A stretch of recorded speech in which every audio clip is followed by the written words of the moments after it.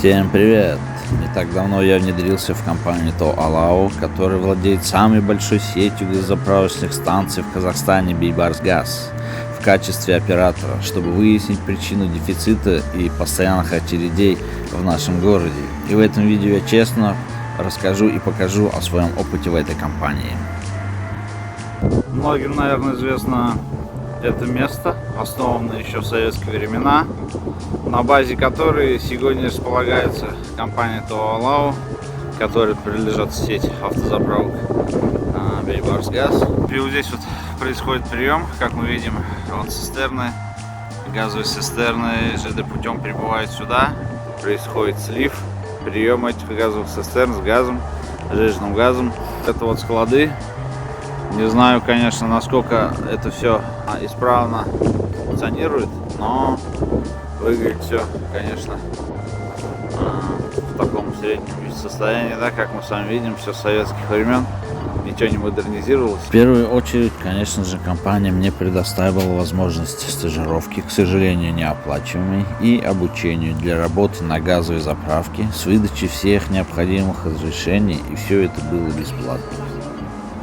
Компания неплохая, перебои с газом у них практически не возникает, практически постоянные ежедневные подвозы газа, работа идет отлаженно и компетентно.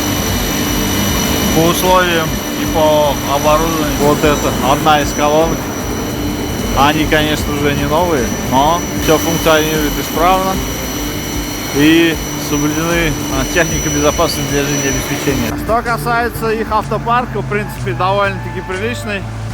Это вот один из новых автомобилей китайских. Вот. Возит такие вот автомобили.